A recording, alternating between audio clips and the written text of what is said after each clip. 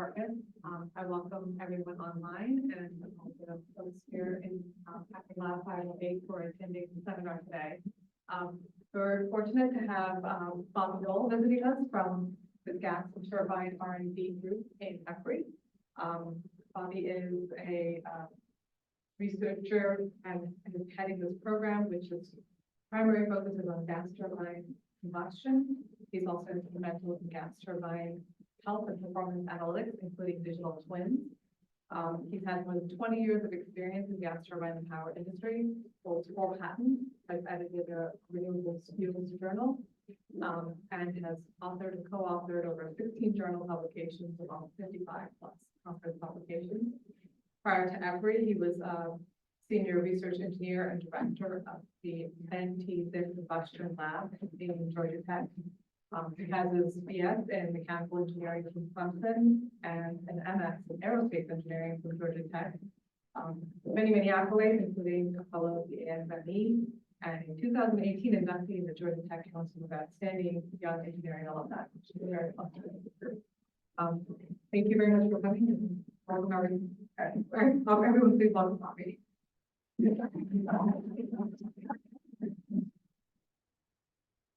Thank you so much. It's definitely good to be with you today. And as we get started out, one thing I didn't even share this with Rudy, but it's good to be here at Lehigh. One of my undergrad professors at Clemson was a Lehigh graduate. And so throughout the 3 classes I had him as a professor, every example he had was back to here. And so it's good to be on the campus where he was so inspired. And so as we talk today, I've got a broad range of topics and things that I want to hit on around gas turbines. And so as we think about it and think about what this trilemma, what do we mean by that? And so for the energy transition, there's a lot of challenges, as you're well aware, that we have to face. And so we've got a lot of targets that, when they were made in 2020, having 2030, 2040, and 2050 targets sounded great. Now we're almost halfway through the 20s, and we're nearly to the 2030 aspects that we really need to start seeing movement. And so there's a lot of challenges. There's a lot of great things that we've been doing from the decarbonization standpoint. So seeing a lot more EVs on the road, seeing a lot more energy storage and a lot of work around that, also efficient electrification. But again, that's only going to get us so far. And so as we think about it, we need additional capabilities such as carbon capture, of course, having renewables as part of the portfolio, but we need to think about this as a holistic portfolio, and having advanced nuclear is another aspect. But with that, we've got a lot of assets that are operating today that can utilize low carbon fuels. And again, thinking about these low carbon fuels also as a storage medium, there's a lot of opportunities as we face the next 15 to 30 years. And so with this transformation, we need to think about the resiliency and ensuring that we still have that as have our reliable energy. And again, as you think about the bottom there, clean, affordable, reliable, that is a challenge. And as we think about this trilemma, having the reliability, the sustainability, having the decarbonization aspects, but then making it affordable. It's pretty easy to do 2 of those. Doing all 3 is a big challenge. And so one of the things for any students that may be in the room or online is to recognize that in the power and energy industry, you're not getting limited. There are more opportunities, I think, than ever because we need a lot of great solutions, and we need a lot of development in all of these areas. And I just challenged some folks last week around gas turbines and thinking about the fact that we've got all of these trillions of dollars worth of gas turbines that are installed today around the world, continuing to install more capacity on a day-by-day basis. we need continued help here in making sure that for the next 30, 40, 50 plus years that we can continue to make this reliable, sustainable, and affordable energy. And so with that, again, just kind of had already mentioned that we get most of the, we get part of what we need from some of the activities that we've done, such as moving to cleaner fuels, so transitioning to natural gas. Gas turbines helped with part of that. Obviously, the bigger renewable portfolio that we have, but again, that only gets us so far. And a lot of the key activities that, and it's okay with everybody, I'm going to minimize this just so you can see everything. That we see the low carbon resources such as low carbon fuels as being a key aspect to get us to that net zero target. And so again, this is the perfect storm from a decade standpoint. We're already 4 years into it. This was a slide from late last year. So now we move that down to 2024. There's a lot that needs to happen, and there's various areas that already for 2030, 2035 maybe have net zero targets. And that's a big, going to be a big test for us to see and where we end up. So if we think about just where we maybe need to be from an electrification standpoint, you kind of need to look at the history. And so if we start out around 1900 or so, there was essentially no electrification. The end usage was not electricity. Even by 1950, only 3% or thereabouts of final energy was through electricity. If we look to today, we're only about 20%. So over the next 25 to 30 years, depending upon which projections you look at, we may need to double, if not triple, our footprint from an electricity standpoint to meet these goals. And so why is that? Well, as other industries, as transportation and things such as that, as they are decarbonizing, they're doing that really on the backs of the electron.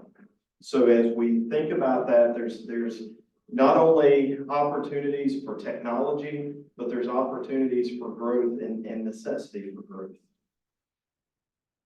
So if you ask, why can't we just switch to renewables? Why can't that be our only option and just be happy with that? Well, first of all, the sun only shines during the day. And as you're well aware, we're in winter months. That sunlight's only a certain small portion. And so even during the summer, it's only a roughly half of the day. And so if we think about Texas, for example, and so this is data from last year in Texas, and it was their peak winter day that you see on the left. And then that center chart is the peak summer day. This is looking at all the different generation that occurred throughout the day. The big portion that you see, the kind of tan color on the screen, I'm not sure what that's showing up for people online, but that is the natural gas portion. If we look down, and again, remember, Texas has a massive amount of solar, and they have a massive amount of wind. And so if you look on the winter day, the red is the wind. So that's all that they received out of the entire need for that day. So you're talking about just single-digit percentage of the total need. Even on the peak summer day, wind overnight did give you a little bit more, but it was still only a smaller percentage compared to the actual need. And again, with solar during the day, you did have that bump from solar in the summer. But thinking about, this is a long way from trying to meet a total demand. And then again, what happens when you need that energy at different times of the day? Well, energy storage can help balance that. But what happens when I need to take all that summer sunlight and move it to my dreary winter days, or that summer wind and move it to calm days. And so that seasonal shift is a big challenge. So when we see the renewables going up and down, we've got to balance that with some sort of dispatchable option. And so where is the technology? Well, we look at this chart here that we're gonna look at two different versions of. For those that can't see in the back, there's the 3 REs, the red side there, that's retire, repower, repurpose. So that's thinking about getting to the end of life and what are you going to do with the asset. As we think about all of these technologies listed, they're in some range of between scale, operation, and retirement. So of course, coal and hydro have been around the longest, and they're further over, along with existing nuclear. The gas fleet is right behind, and even wind and solar, we've got a lot of installed capacity that's been around for decades. And so those are starting to see that side of the scale. So there is a transition that needs to happen to get all of these new technologies to us. And this is all being driven by, we just had a conversation in one of our meetings about the canyon curve. We think about California as a great example of how they've moved from a steady demand to more of the duck curve to now the canyon curve, and having to make these big, large shifts in demand. These are definitely being driven and being challenged from renewables. And so how do we balance this? How do we spread out our capabilities? And so through a lot of the low carbon technologies that we're trying to develop, this is roughly kind of where everything's at. When we think about carbon capture, we're somewhere in the demonstration to deployment stages. But still, that's not to the scale, that's not to the full operation standpoint. And we'll talk some more about challenges and dates that are being set for us in the industry by the EPA, for example. But then, offshore wind, I know that there's work here that is still in the early stages. It is not full scale deployed yet, but we're starting to see that. We're on the cusp. But then there's other new emerging technologies that need help to go from that concept to development. And so how does this, how do you mature? How do you get there? And so as we think about some of these maturity ranges and what we need to do to speed up deployment, hydro has been around for a long time. And so there's been a lot of concept demonstration and so forth, all the way to commercialization. If we think about nuclear, gas turbines, and so forth, all of these had 30, 40, even 50 years in some cases to go from introduction to really full commercialization. But these newer technologies that we have, we need to speed these up, and we need to see this happen faster. Now, part of that is there is an aspect of making things deploy faster, but then you got to replicate. And so this chart here, just to give you a color code for the back, the orange is kind of that first 25% of generation. The full range is the 100% of what is installed. And so if you look, a lot of these technologies, it's taking that 20 to 30 year standpoint to really pick up and really take off, and taking even longer to get us to where we are now. One of the big benefits is that as you see from government subsidies and other things, solar and wind, where we started from to where we are today, there was an increased scale, time scale with trying to get to the 100% that we are today. So a lot of the work that we're doing and seeing, like the hydrogen hubs and other things, those should be able to help us push and accelerate technologies to get us further along. But I didn't include a slide here, but there's definitely challenges to think about with solar and wind, for example. Trying to install more. Where are we going to install it? Can we really replicate that quickly? In 2023, offshore wind was about where the anticipated installment was at. But solar was only about 60% of what was projected to be installed last year. And so one of the challenges with that is if year over year, we end up having that sort of delay, that's going to be an additive. And so while we do have 20 years to get to some of the targets we need, we don't have very many years that we can take the setbacks from those reduced deployments. And so this is a eyesore of a chart, but it's just trying to give you a feeling what all needs to go into the system. So this is roughly what we look like today and the sources and the pathways to get to the consumer. But what does it look like when we add all these other technologies like carbon capture, like low carbon fuels and so forth in? And so we get a much more complex, much more integrated system. And so that's the reason it's great to see institutions being put in like here at Lehigh, so that you can try to make sure everybody's integrating and working together, because we do need that collaboration. We do need to break down silos, because we've got to make sure that we're all doing our parts and that they all fit together if we're going to make our targets. And so with that today, I'm just going to transition and shift, thinking about, yes, the gas turbine has a great role. There's a lot of aspects with being able to be flexible and helping with the large penetration of renewables, fast start, being able to combine with energy storage and so forth. But renewable fuels or alternative fuels and being zero emissions are some key aspects that gas turbines can fit today. And so when you hear mostly, you're going to hear about hydrogen and ammonia from a low carbon fuel standpoint. There's also renewable natural gas. There's other renewable liquid fuels that are being investigated, like hydrogenated vegetable oil.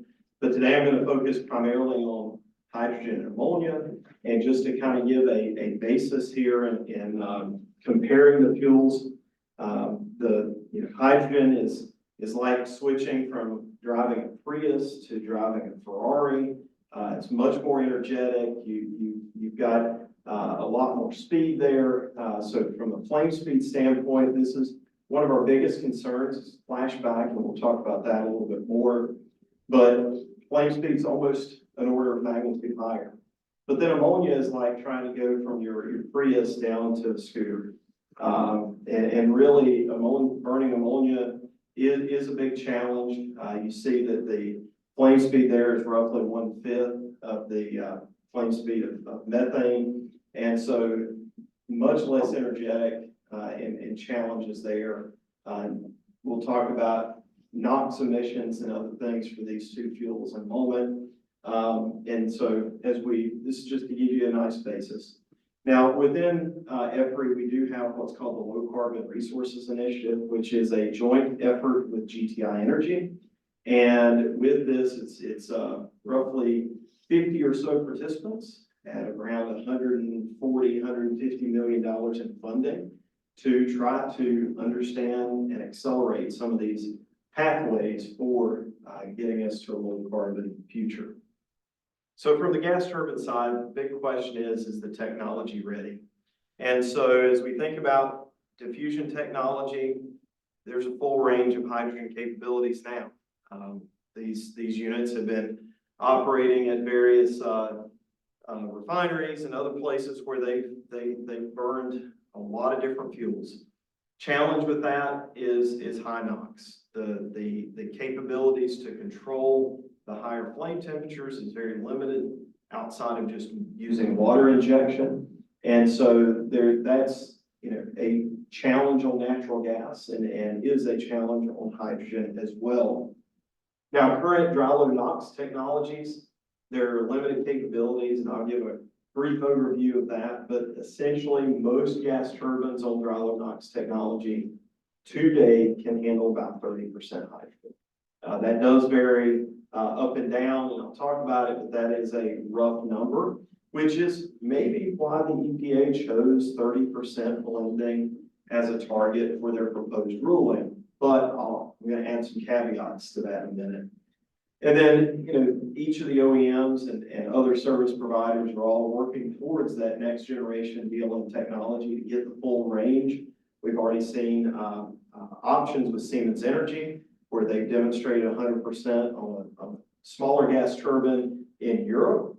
I know that there's several others that have made announcements for very near-term readiness, commercialization readiness for 100% hydrogen capable gas turbines. So this is on the cusp, and low NOx is the target. And so as we think about it, for ammonia capabilities, those are very limited right now. I'll touch on that, but at EPRI, we are discussing with one of our partners about potentially demonstrating in the field operating on 100% ammonia. And then again, I mentioned there's other pathways with net zero type fuels, and renewable natural gas is one of them, and that's more of a drop in. So just not knowing everybody's background and kind of level setting, I just want to go over some terms. And so one of those is fuel air mixture or stoichiometry. So thinking about stoichiometric quantity being that you have an equal amount of or an appropriate amount of oxidizer versus the fuel to completely consume. And so with that, that is typically called the fuel oxidizer ratio or fuel ratio. This can be on a mass or mole basis. You also hear this as spoken about as the equivalence ratio. And so with that stoichiometric, we mentioned that if it's fuel lean, that means that you have excess oxygen. If it's fuel rich, we have excess fuel. And so later on, I'll talk about either lean combustion or stoichiometric combustion. One of the things to think about with that is stoichiometric does burn at the right at the hottest temperatures. So keep that in mind when we talk about emissions.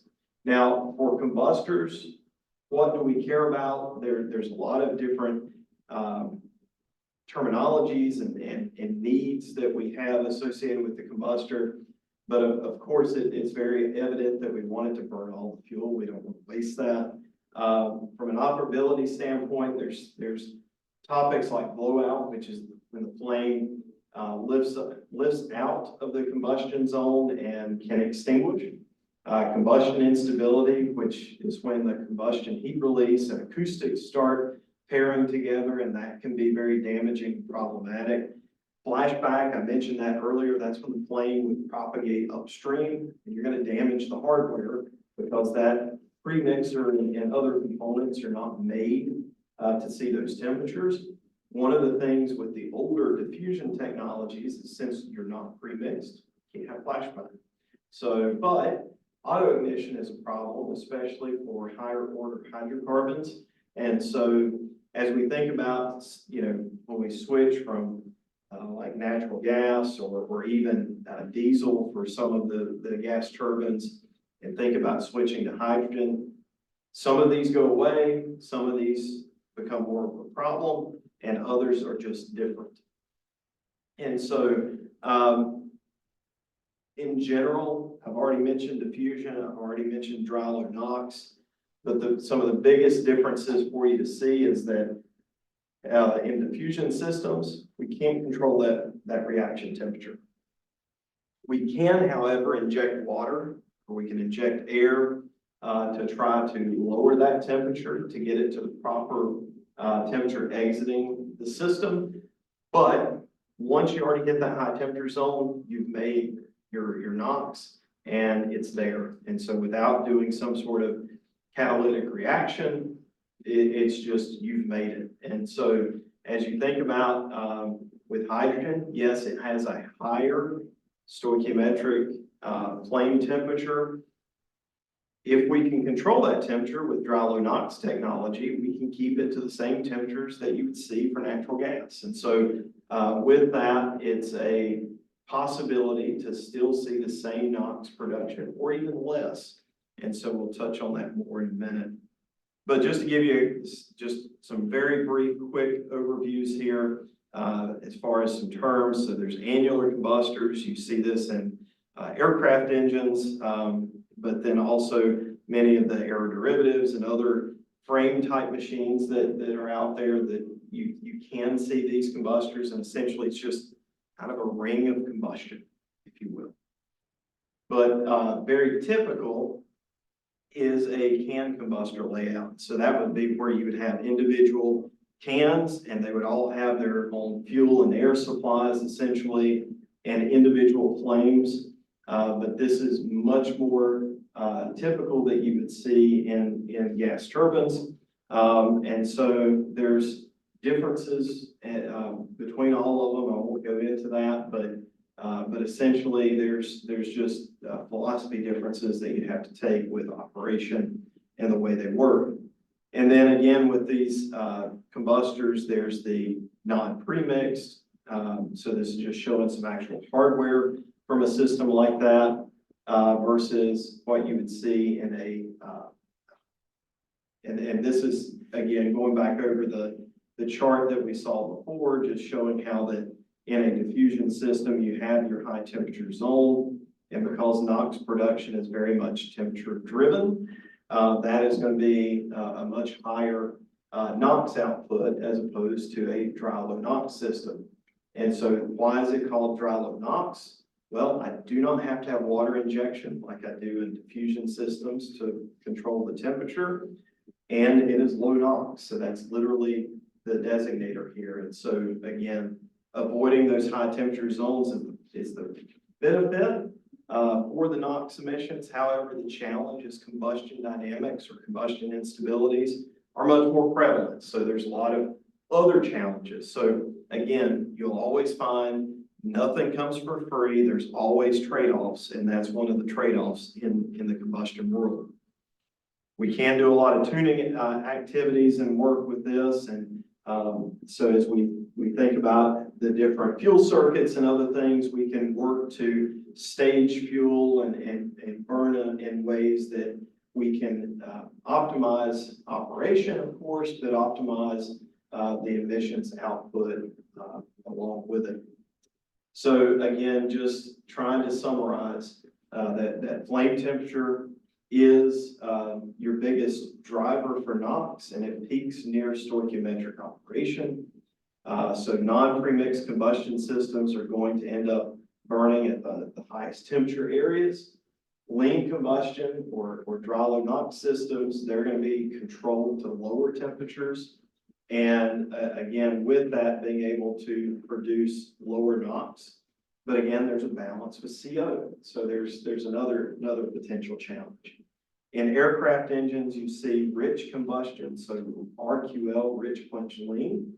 That actually starting to be something you're hearing about with ammonia. So if you just saw Jeff Goldmere and GE Vernova put out a notice on their partnership with IHI, and this is exactly the type of combustor that they're looking at for burning 100% ammonia, is a rich head in, do a quick quench to lean, and what you're doing is you're trying to avoid this high temperature zone. So if I burn over here low temperature and quickly go to the low temperature side on the lean side, I'm burning all my fuel, so I'm not putting out raw fuel, especially if you're burning ammonia. You do not want that ammonia slip. And then, but you're also, you're again, avoiding that high temperature zone.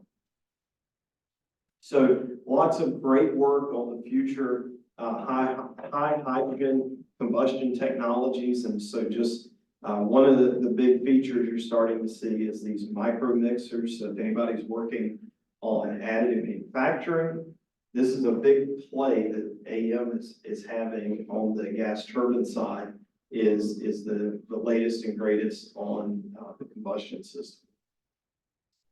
And again, not only micro mixers, we're starting to see fuel staging. So fuel staging helps with increasing turn down, but also reducing NOx because I reduce where my high temperature zones are and how long you stay there. So it's temperature and time. If I still need high temperature, as long as I do it in a short time, then I can make lower NOx as well. And so then the compact combustor length is definitely helping with the NOx aspects as well. So just to do a quick summary for hydrogen, of course, the biggest challenge really is flashback. And I'm talking operational challenges. Let's just go ahead and talk about the elephant in the room. You need a lot of hydrogen. I'm not talking about the production aspect. There is a need for that and a challenge there, but from a technical standpoint, being ready for it, this is one of the things that we're having to design around. And then for ammonia, high NOx is the hurdle. And so there's references I can give you, but EPRI, along with a partnership with the Koreans and also folks at Georgia Tech, we've been working on a combustor design that we actually believe can have an output of around 25 ppm NOx on 100% ammonia, which is huge because a lot of the research to date is showing hundreds of ppm NOx, if not thousands. And so there's some key aspects that we believe we found that are helping with this. So we're working to prove this out experimentally. And again, we cannot trade off one problem for another. And so we need to make sure that we're minimizing that NOx creation. So one of the other projects that we've had working for a couple of years now is looking at NOx entitlement. And so essentially, how low can NOx be expected for a 100% hydrogen system? And so we've been doing this on the experimental basis and looking at a 100% hydrogen burner. And so looking at it both numerically and experimentally. And so essentially, we're in the process of writing a final paper now, but we're able to show a couple things. One, it is very challenging to make emissions measurements and to make them with precision to ensure that you're not capturing other challenges in the system. So we did have to switch from natural gas to full methane because we were getting actually too much variation in the natural gas from the city. So even just small percentages, tenth of a percent change can actually make a huge impact when you're trying to make this sort of characterization.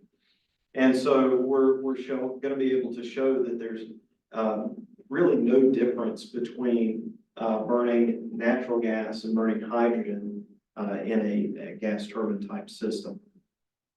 And then again, we have put out a journal paper on the numerical study. So that's available now and it's a public download. So a couple misconceptions that I think are important to hit on.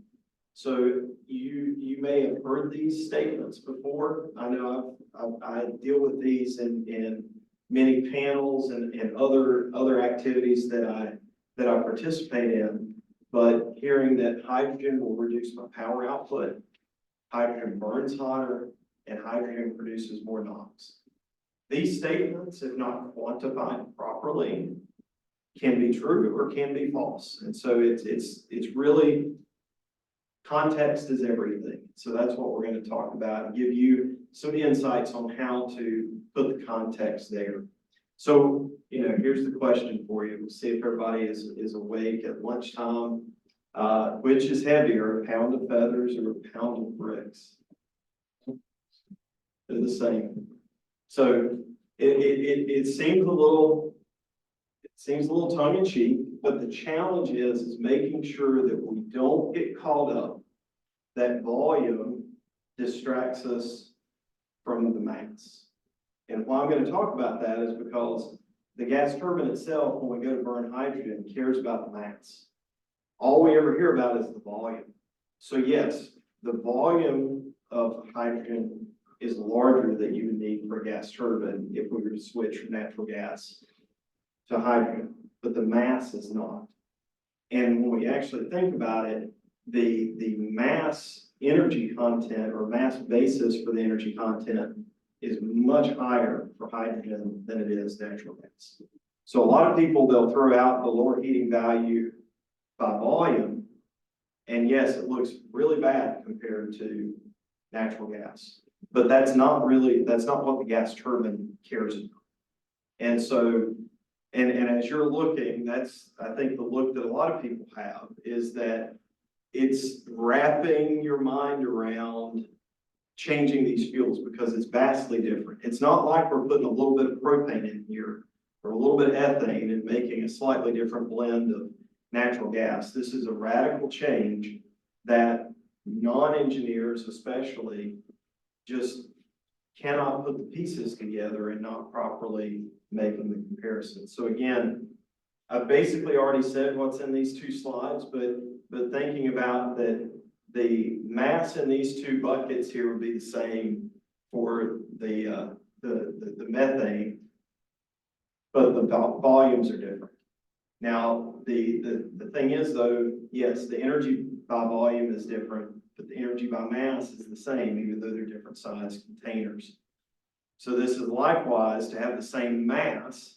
So in this example, showing 1 pound of, and this is not the scale, of course, but to show one pound of methane to 1 pound of hydrogen, remembering that the mass is the same, volumes are different, but the energy and the energy per volume is different, but the total energy release capability is higher. So because we have more energy per mass. And so a lot of this has to do, we also have to think about for the gas turbine itself as we shift and move from burning natural gas to burning hydrogen, we're removing all the carbon. So there's no longer CO2 in your exhaust, and you're transitioning that with more oxygen and also more water content left over. So as we calculate these, this is keeping the proper amount of fuel to keep the firing temperature for the gas turbine constant as we're moving. And also, these are the non-nitrogen constituents. And so you can see here we're moving from 21% water to 37%. So almost 2 times on the water content.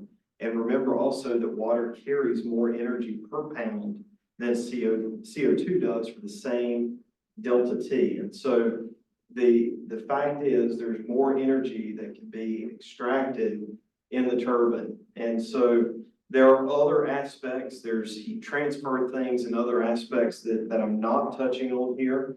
So yes, I recognize that there's other things to be considered, but just in general, to help wrap our minds around, this is where we want to, I want to help see. And so again, since we're controlling to a firing temperature, and in doing so, we can have, you see the various needs there. And so the input, we can actually input more total energy due to the higher heat capacity of the water in the combustion products from the system. And so what this can look like, and I'm going to step through some examples here in a second, is, and in fact, I'll go ahead and say this.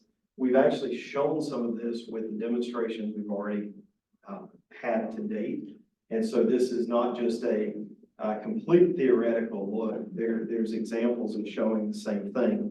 So we used our gas turbine digital twin that we have at EPRI. And with this, we were able to mimic a generic F-class gas turbine. And I apologize, I did forget to turn off the animation, so this is going to go much quicker than maybe I want it to. But essentially what you have on the left is your firing temperature. So we've got just a % difference, if you will, on looking at this 1. So 1 means I'm running at the same firing temperature. If I stay at 1, that's the same firing temperature across the entire blend ratio. But if I go down or go up, this kind of gives you the rough temperature degree changes. So if my firing temperature is set to 2420 Fahrenheit, then, taking a 50-degree reduction would roughly get you at the 0.98 here. And so that's kind of how this works out. So what you're looking at with this blue line is that if I want to keep constant power output with my given assumptions, we could actually take just over a 50-degree derate on temperature. So right there, automatically, you're showing I can burn actually hydrogen lower temperature than I could with natural gas. And so with this, again, we've run up to, in the field, up to about 40% hydrogen. So we've definitely seen the capabilities of the enhanced performance here. Now, what about heat rate?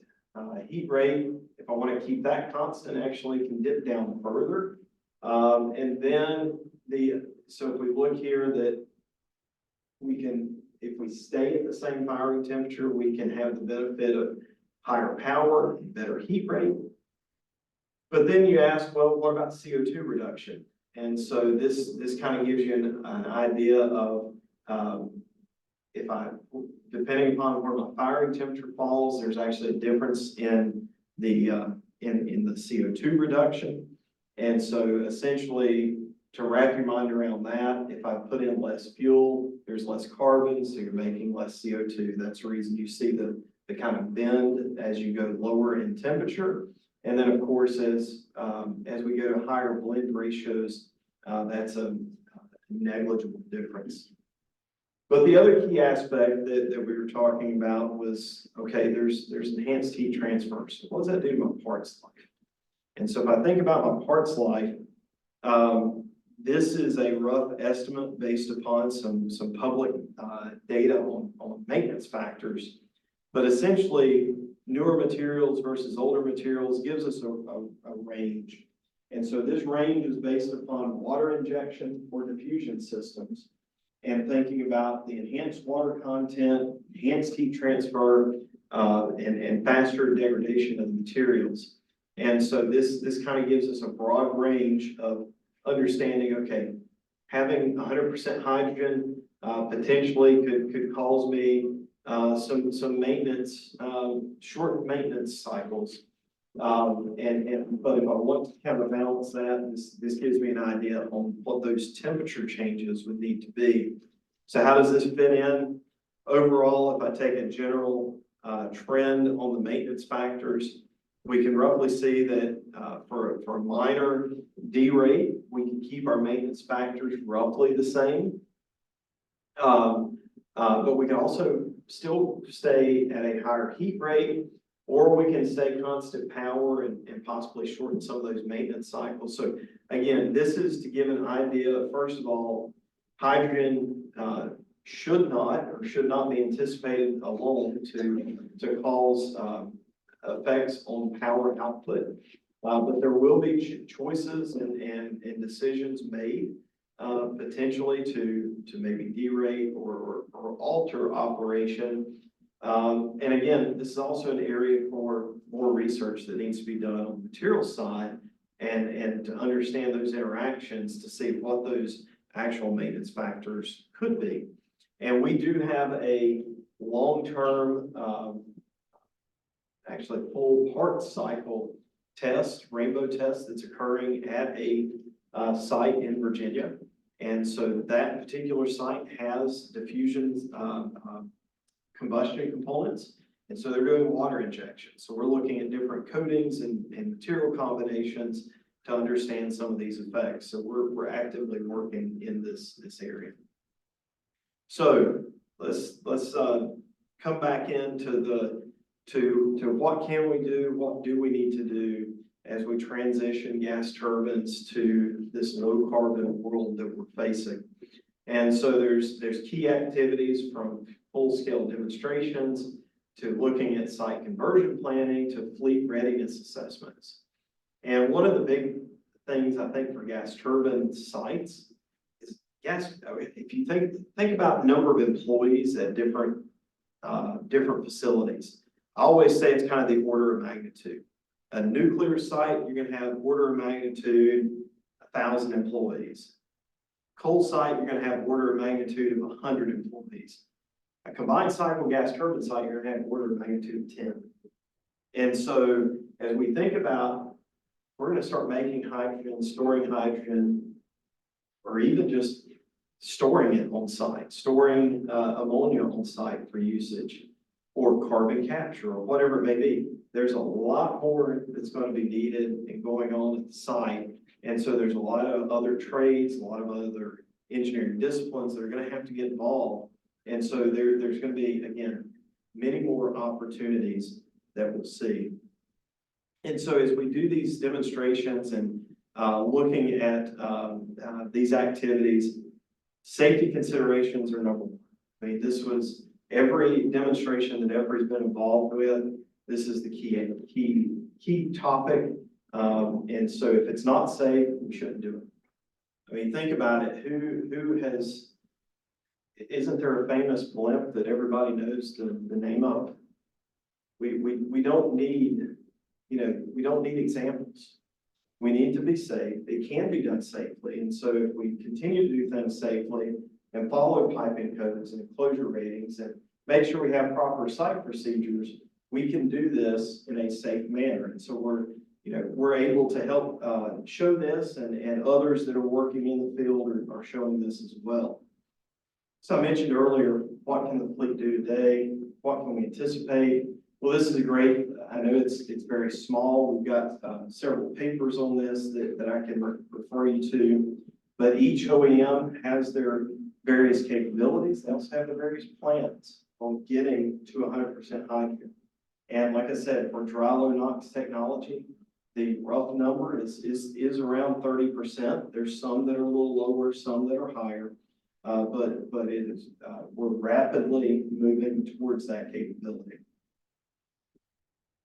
And I'd already mentioned, but being able to produce, store, and use on site, there's a lot of modeling that can be done. There's a lot of site preparation and understanding, but this takes bringing in so many different disciplines. And so again, it's good to see here that all of the cross work that's going on between the various disciplines and understanding everything from, of course, the safety, of course, the environmental impacts for areas, but then the technical aspects of electrolyzers and so forth. Now, demonstrations are more than just being able to have a news blurb and a social media post. There's key activities that need to be done with these. And first of all, continuing to show that they can be done safely is a big impact, because now there's other sites watching. There's other, plant operators, unit owners that are all looking to understand, okay, I don't want to be first, but, let's see what everybody else is doing and understand. And for the ones that do want to be first, they're wanting to set the standard and make sure that things like pre-test procedures are developed, and what other instrumentation and monitoring do we need. As we were talking this morning, Carlos and I, about real-time monitoring of hydrogen blends. That's a key aspect. You need to know exactly what that blend ratio is, and need to have more than just this flow rate and that flow rate, and let's add them together. We need to ensure that we have the proper capabilities. So being able to demonstrate some of those new aspects. And so again, the experience that we gain is huge in making big impacts. And so at EPRI, we've been very active in multiple demonstrations, and these are just some of them. Back a couple of years ago, we had one with the New York Power Authority on Long Island. So this was a 45 megawatt aeroderivative using a SAC, so older diffusion technology using water injection. But we went up to 44% there, and the beauty is we were able to show that with the water and increasing water injection, we were able to keep NOx constant coming out of the unit. And so this was not post SCR. This is coming out of the gas turbine itself. So that's a huge value for the industry. And then with Georgia Power and Southern Company, partnering, in the previous was partnering with GE as well. Then we partnered with Mitsubishi on one of their G frame units, so 265 megawatt frame gas turbine, going up to almost 21%. Again, able to show that we can tune the unit, keep NOx emissions constant coming out of the gas turbine. And also this one, we were able to show it at lower turn down. We were able to enhance turn down because the CO was reduced almost 72%. So even though you were only adding in 21% and only displacing about 7% of those carbon atoms, you were able to make or have less CO come out of the unit because the combustion process was so much more compact and complete. Then at WEC, we demonstrated on a reciprocating internal combustion engine. And so there we were able to blend up to 25% and show that we could control NOx and CO emissions as well. And then most recently, we had a 38% blend with Siemens Energy and Constellation on one of their G units. And so again, being able to show with tuning efforts, keeping NOx emissions constant. And by the way, that's a lot of hydrogen to run 38%. So we were over 6,000 pounds per hour of hydrogen for that demonstration. So a lot of hydrogen and doing it safely. So again, kind of mentioned some of these, but graphically, and I'll zoom in here, I think this is an important one.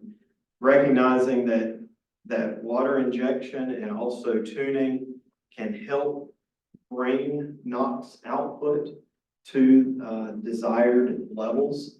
And so this is mixing both the diffusion system for the LM6000 plus the 501G data. So the DLN system were these squares, the round data points were the aeroderivative, and essentially you have pre-tuning or pre-water injection or I guess, increased water injection.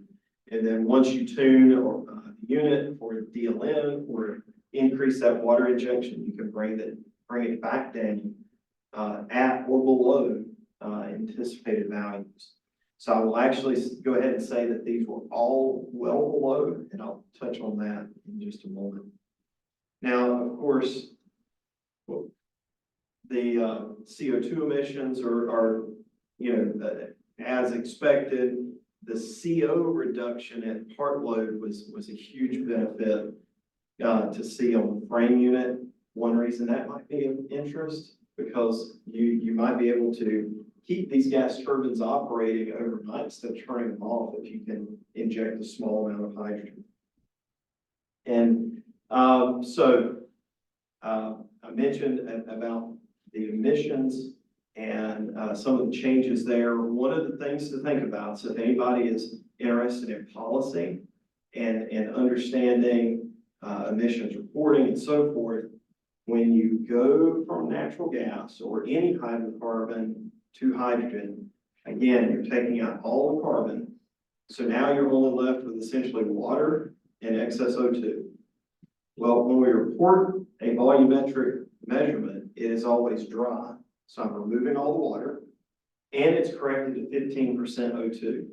So with this, since I have more oxygen left over, and I'll go ahead and skip to this slide. When I have more oxygen left over, plus I dry all that water out, I actually elevate my NOx measurement. So there is, for the same mass created for natural gas as compared to hydrogen, it will read 40% higher on a corrected volumetric basis.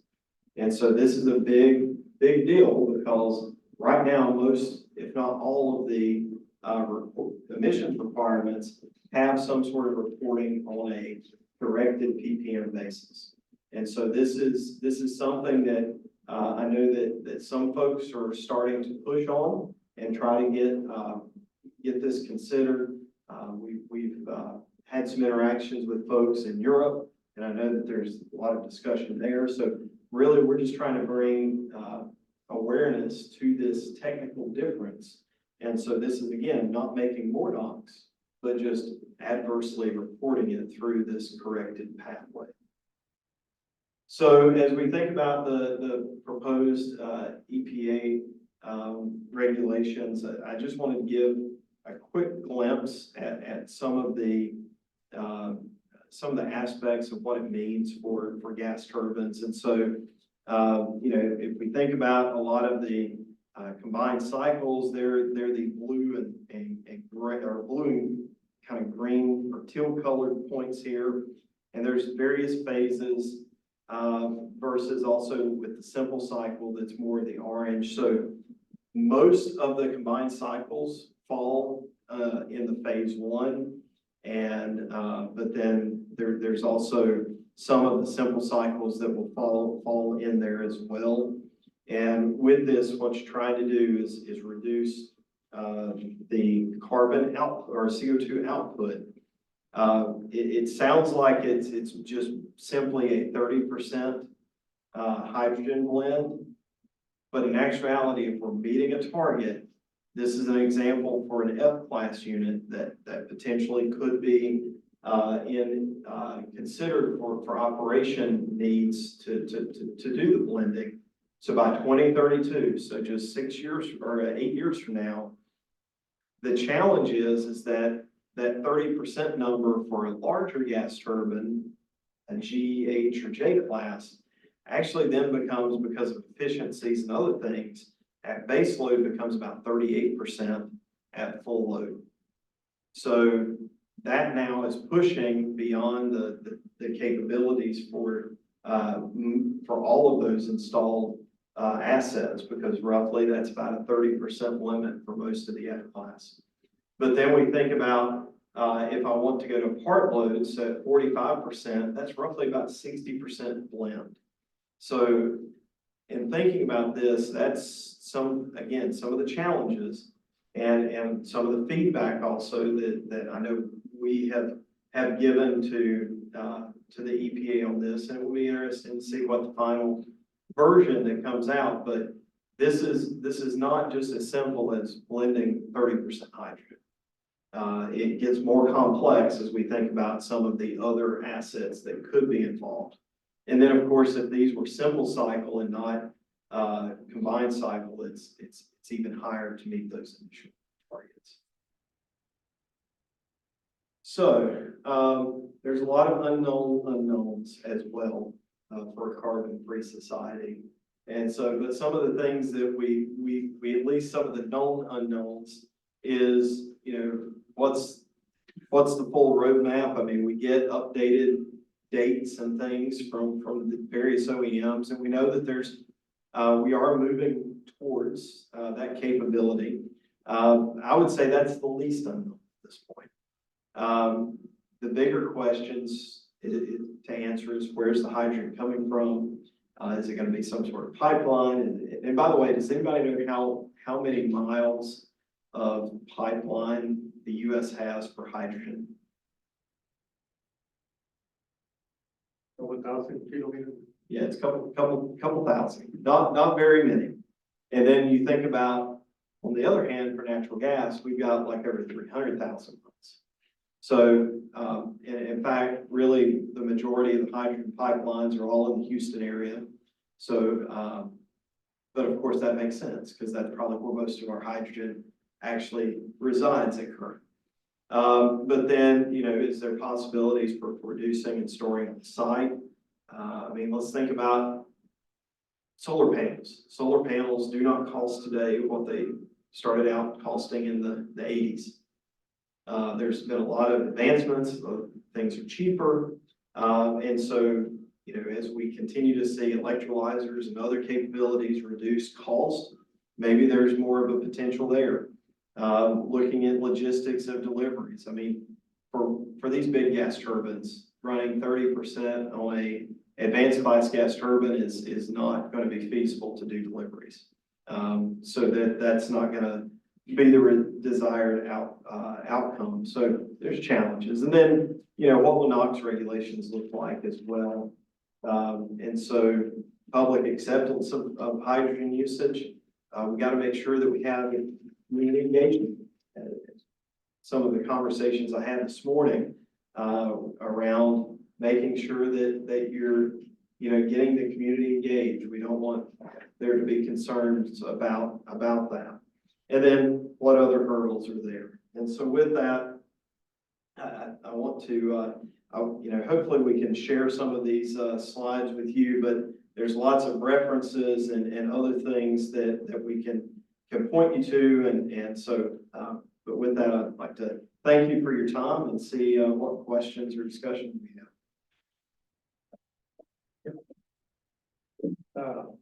Thank you. It's a nice comprehensive presentation. It brings flashback of my time at DOE to be technically correct. I have three quick questions. One is if you get hydrogen from reforming and there are still sulfur contamination, we're talking small ppm levels, and you inject ammonia with ammonium bisulfate, same problem you get on coal fire, might be an issue for HADSIC. That's one. Second one, you discussed some of the combustion stability issue, blow up and flashback. What about the thermal acoustic and I don't know if hydrogen will move you from a different plane optical thickness, right, level from hydrocarbon to hydrogen, right, invisible and so on. And the third one is regarding to the EPA. I see the issue with this 50% correction, all of that. I know that in the past we used to use these F factors, right, for coal, depending on the rank, natural gas. But now you're throwing in hydrogen, methane, different blends. EPA needs to consider completely what the new F factor would be in order to be able to get, good emissions regulations and so on. So maybe I'll go in reverse order on those questions. So the first comment or question around the F factor. So the F factor does fully capture the differences in going from hydrocarbon to hydrogen. The challenge is that a lot of times they're wanting 8 ppm or 5 ppm or 2 ppm, whatever that number is, and being your corrected value. And so if we go back to a mass per and using that correction factor, the F factor, that does account for that. So that is a way to account for that. So definitely, if you look at the F factor itself, it shows you this 40% difference.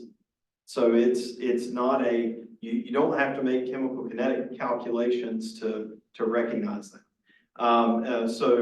But then thinking about, so I guess backing up, then the next question around combustion dynamics. So yes, the challenge with combustion dynamics is with them being highly nonlinear. It is hard to 100% say they're going to get better or they're going to get worse. They're going to be different.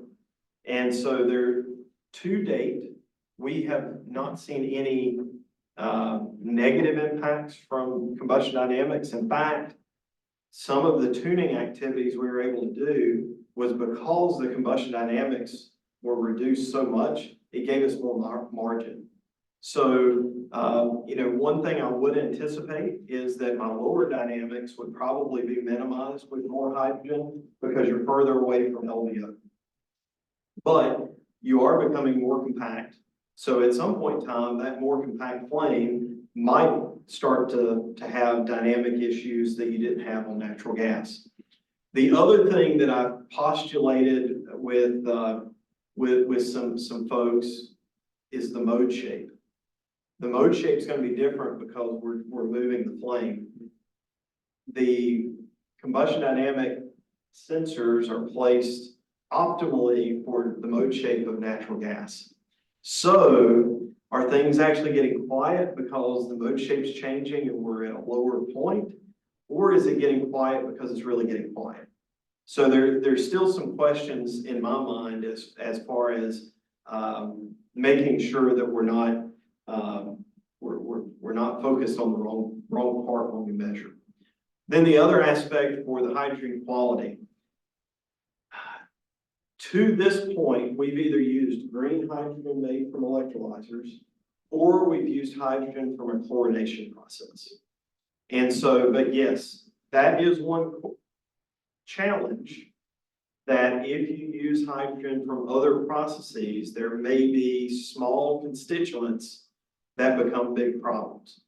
I know that, and it was never, the composition was never shared with me.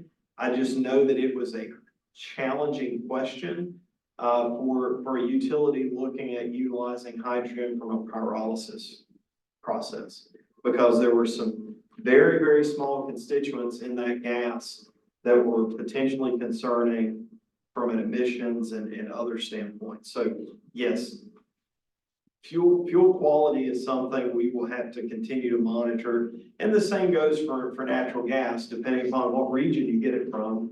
There may be challenges with that as well, but we cannot ignore that just to go to hydrogen. It looks like there is a chat question here. So, hey Pete, so carbon capture, sequestration, carbon capture, utilization, sequestration. So that's the two different things that were used in the presentation. So I don't know if that was questioning what those meant or not. So feel free to let me know if that captures it. My question was the direction of the industry regards carbon capture. Yeah, so I mean, obviously the industry is moving, moving towards carbon capture. And, it's one of those deals where we've got a full carbon capture team that is looking at demonstrations and other activities. At current, I think most of the larger scale activities are on a slipstream, so it's not doing full capture of the exhaust. But looking at parts, so that's where we need to continue to see movement. Again, that is probably going to be what we see more so for base loaded units that are owned constantly. That would be a better solution there than trying to use hydrogen. Thank you. Hi, Bob. It's good to see you. I was glad to see your face earlier. So. So then we got another question here. What about corrosion and erosion? So, that's always a challenge. I think with depending upon what's in that hydrogen fuel, that could be another issue. Any introduction of impurities, and really those other constituents or impurities potentially can be problematic. Again, if we're operating a cleaner fuel with similar temperatures, I don't anticipate this being a problem. But if we add other things and it's not a clean hydrogen fuel, that definitely could be a problem. And then what do you mean by EJ collaborations on NOx? So in the environmental justice community, I want, making sure that we have a two-way communication, that it's not just us saying what we say from the technology side and quote unquote them saying what they want to say from their side, making sure that we're discussing and having, technically sound discussions and not biased from, we just want to have gas turbines or we just don't want to have gas turbines. And so I think that's the biggest consideration there. I know early on, there were some papers written about data taking off of gas turbine combustors in a lab. And instead of showing the exact NOx data, they wanted to keep that proprietary. So they just said it was a 6-time increase from going from natural gas to hydrogen. Well, the problem was those combustors were not the same for each of those. So you're not comparing apples to apples. Secondly, it went from like 0.8 ppm to 4.8 ppm. So still very low NOx. So it wasn't a situation where you went from 10 ppm to 60. And so when we're not very clear and careful in how we represent data, it can also show a biased or in proper way of looking at it. And there, let's see. There's another seminar. Hi, I have one question here. This is Purushottam. See, right now it is not so very clear how technically it will be a viable solution to run 100% hydrogen, because there are a lot of facts that comes in. To produce 100% hydrogen itself is a big challenge, and using the electrolyzer with the latest developments, only when it goes down, maybe it becomes more cheaper solution, correct? Because it is very unclear, like whether will it be possible to burn 100% hydrogen at some point. Well, and so, I mean, I think that's a big question. I would also challenge us to take the vantage of, at one point in time, would we have envisioned anything but hydro or anything but coal? Or, you know, because when we think about with gas turbines in the early days, no one would have ever thought about, okay, we're going to have natural gas burning gas turbines. We're not going to have this pipeline. It's not there. We're going to burn diesel and only operate them every now and then. So I think we've got to see the reality of using hydrogen. We have to see programs like the DOE's hydrogen hubs start to make these seeds, plant them, have these hubs start, and then start to see the spokes.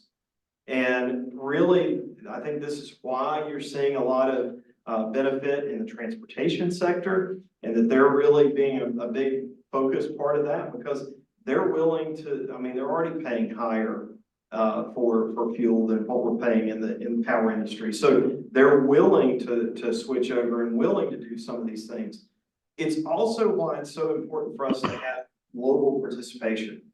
And so I work very heavily with many of the folks within Asia, and they're paying so much higher for fuel than we are. I mean, we're paying $4 or $5 a million BTU for natural gas. They're paying like $20, $25, $30. So it's one of those deals where hydrogen from electrolyzers, for example, the price doesn't have to go down quite as far for them to start being viable. So if we can continue to help them develop, they can bring the cost down for us, and then eventually it will trickle to us from a technology and affordability standpoint. So I agree with you. I think we got a long way to go. There's a lot of challenges, but it's one of those deals of being ready, and you know, there's also going to be niche potentials for us, whether it be maybe it's a peaker site that doesn't need a lot of fuel, so maybe that's where we start. Again, as Pete had asked about carbon capture, right now for base-loaded units, hydrogen's probably not as good of an option as it is for carbon capture. So it's why we also need a portfolio of solutions. Yeah. Thank you. Great talk. As Carlos mentioned, so comprehensive. So let's go back to the canyon you mentioned.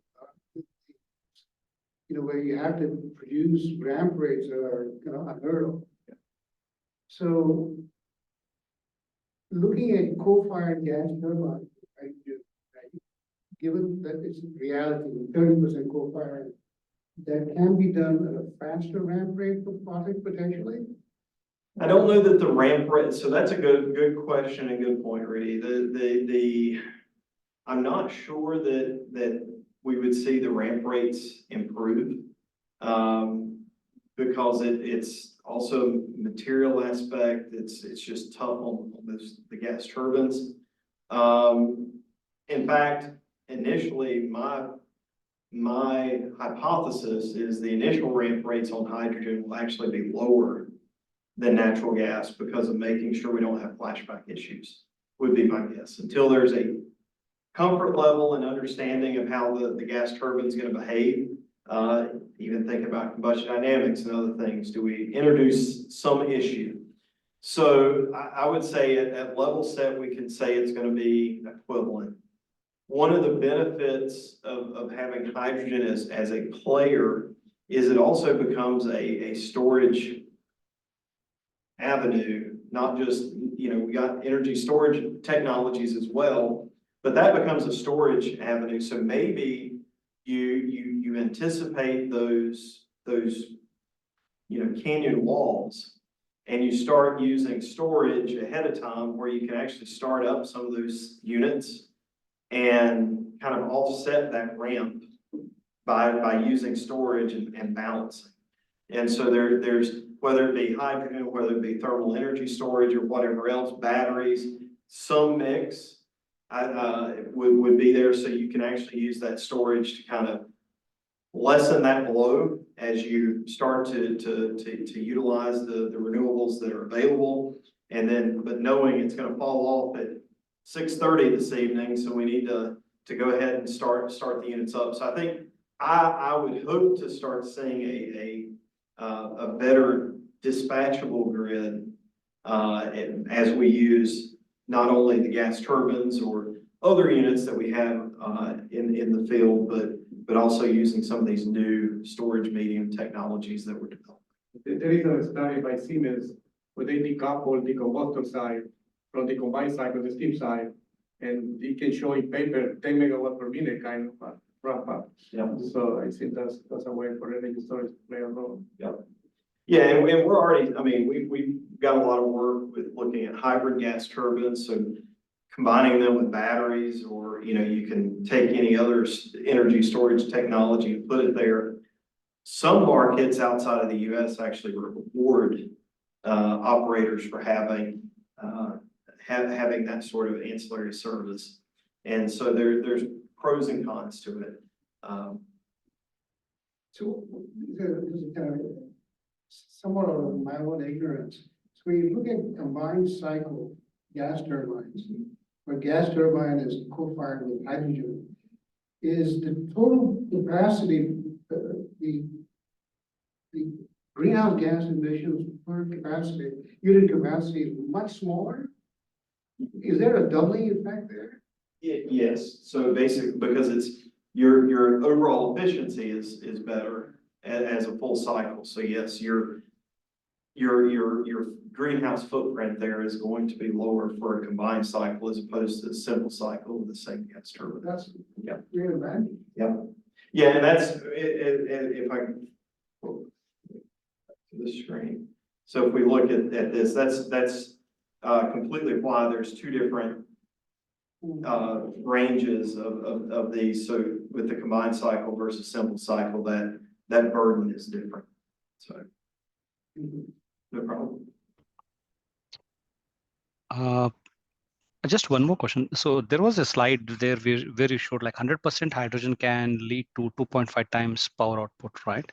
Mm-hmm. So the question is like, suppose if there is a plant which already the gas turbine is installed, and then if you want to convert it into a 100% hydrogen, that means we are limited by the plant capacity already installed, right? Because otherwise the generator also has to be changed unless it has a margin in that, right?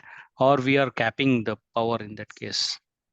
So that's a good question. So that slide was talking about the energy capacity within essentially the exhaust stream. So because the enhanced water, you definitely have more energy there that potentially can be extracted, but also because there's more water and heat transfer effects are different. You have the ability to lose heat as well, and also challenges as we think about combined cycle. The first stage, if you will, there in the HRSG, you potentially could overheat because you might be transferring too much energy to it. Likewise, one of the things that I've also asked is if we move to 100% hydrogen in a combined cycle, could we possibly have conditions where we make it rain in the exhaust because you've taken too much energy? So there's one of those deals, and where there's a lot of still things that need to be settled and understood on the HRSG side. But as far as, this is one of the beauties of dry load NOx technology is essentially we're we can tune the unit to have the same reference firing temperature. So you're trying to keep a lot of those aspects balanced. And no, we definitely would not want to see a case where we would try to get more energy out of the gas turbine than roughly what it's designed for. As you stated, the generator is designed for a certain amount and so forth. There is margin, so you know, maybe we could go for some sort of peak power option, but it's not going to be a 50% more or some ridiculous number. It's going to be a smaller amount. Yeah. Okay. Thanks.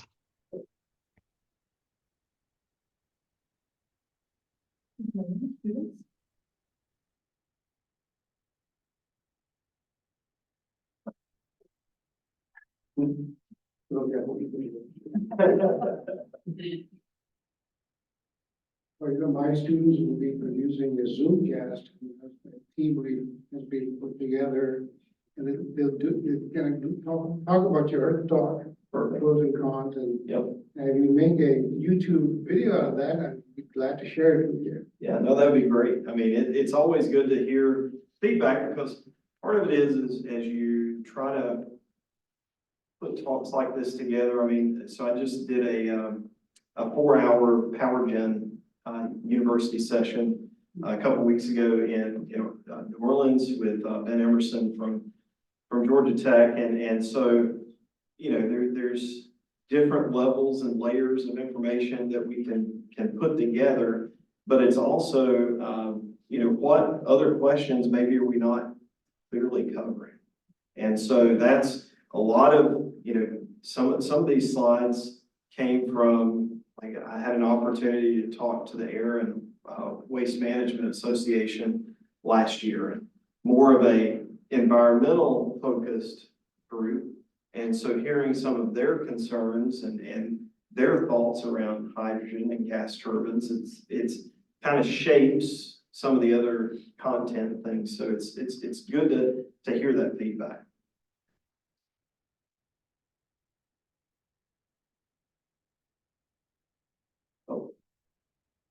So for those in the room, so very good presentation. Personally, I'm still trying to wrap my head around the electric generation to hydrogen production, to hydrogen transportation, to electric generation process and the economics of this. My thinking is that arbitraging day and night and seasonal prices will be the first use cases. And so, yeah, I mean, there's definitely one of the biggest benefits, I think, of hydrogen is that seasonal shift. Because if I make it, store it, at least in gaseous form, it can just sit there until another season where there's maybe no wind, no solar, and do a offset.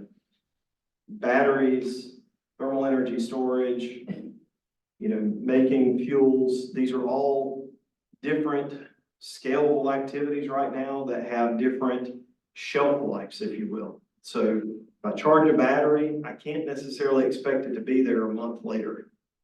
But likewise, if I make hydrogen and make it a liquid, I can't expect it to be there a month later either, because there is boil off and you're going to lose some of it. So, and then energy storage, those technologies from a thermal side, they have different time scales. So it's, again, it's making sure, I think this is why we're also saying that there's not winners and losers being picked, because we need options, because this is a tall task.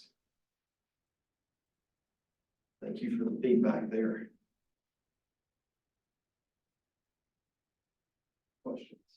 So at what point of penetration of renewables is it going to take for us to completely have to rework our energy markets? Because, right now with California, you're seeing the Canyon and they've just redone their net metering, but, they're not even really having to shift to seasonal storage yet. It's just, you can only sell during the peak hours. Well, so it's So that you bring up a great point, and it's a challenge for, I think, the different markets. So let's also look at Texas. Let's look at the fact that they're trying to get a connection over to the Southeast grid and have some leeway there because they're starting to see too many shifts. So I think a lot of it has to do with who is in your grid, what their mentality on energy usage is, what are the needs.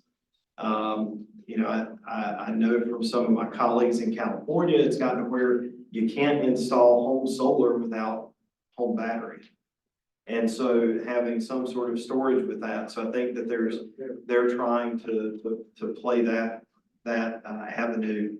And then you have other areas where, you know, maybe there's a large, you know, solar or wind push or whatever else, but they're also building up other generation capabilities. So part of this is not just the solar penetration and the wind penetration is affecting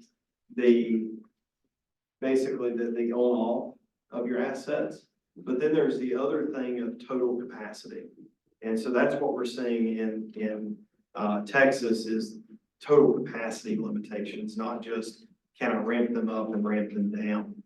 And so having more of those peak days, you got to have more dispatchable capacity. So I think really what we're seeing, or at least what I'm seeing from all of this, is that when you build up solar and you build up wind, you also have to build up other dispatchable options. It can't be just a full replacement and get rid of, because you're going to have times where you need to dispatch. And, you know, again, depending upon the parts of California, if it were on the East Coast, like in the San Francisco area, that same location on the East Coast in the summer would have high AC need, whereas maybe not everybody in the Bay Area has air conditioning, depending upon where they're at in the summer. So there's some individual differences there as well, but I think we can learn a lot in showing that you've got to have that dispatchable capacity, whether it's dispatchable through some sort of energy storage mechanism or from a physical asset like a gas turbine.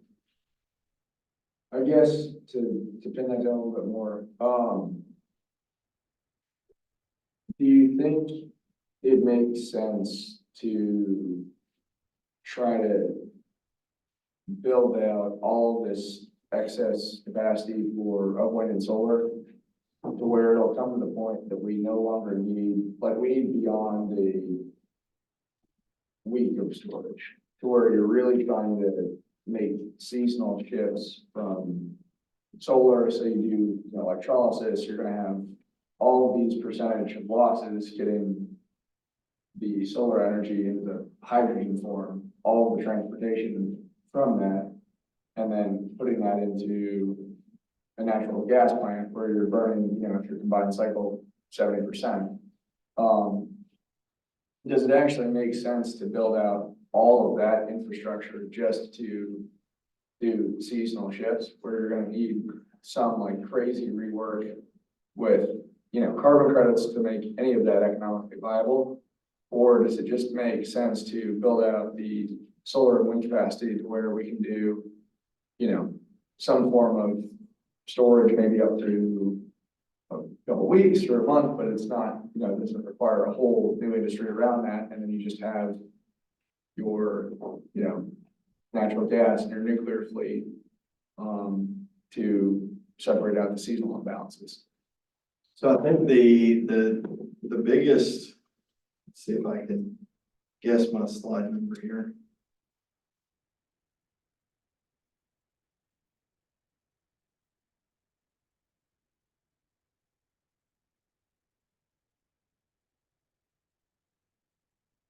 If we go back to this slide here, I think this is probably the best way to answer your question. The challenge really is that we need more than just a couple weeks. I mean, if we could build this out to where wind and solar fully gets you the entire generation in the summer. But then you have to build it out enough where it's gonna make up for there's basically none in winter. This is the biggest challenge, is how do we take and take all of that energy, bottle it up, and then be able to use it, but then also recognizing how much energy is needed for a grid like there in ERCOT. So this, I mean, this is, I think, what the examples that we're seeing with Texas and California both is that, again, renewables by themselves are not the full solution.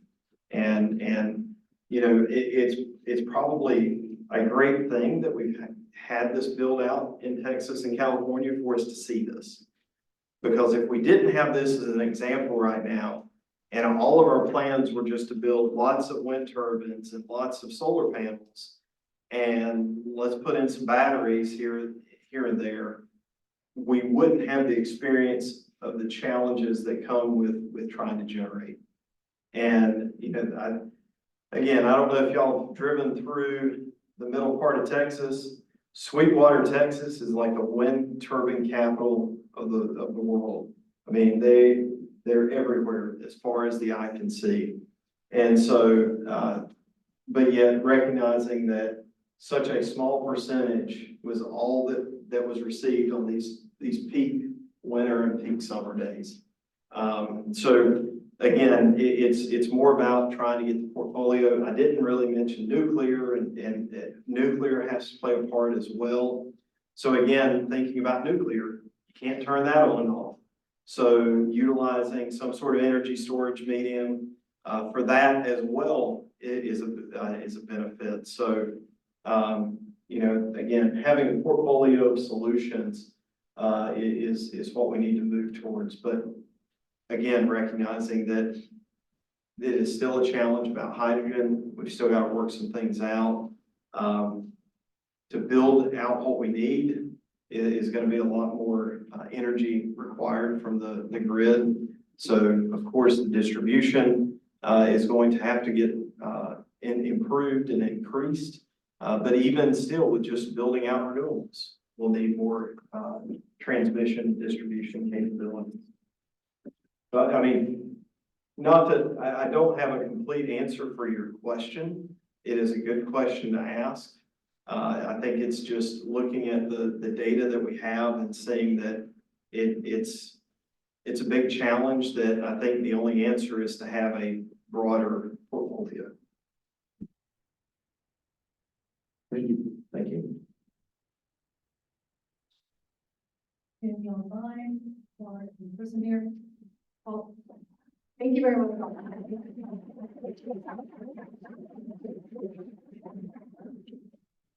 I guess we'll get a copy of the slides to share. Thanks. Thank you.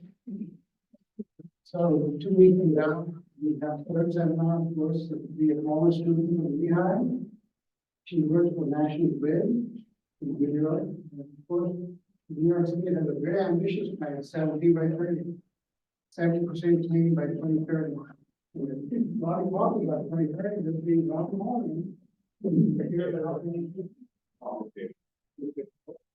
Thank you, Brian.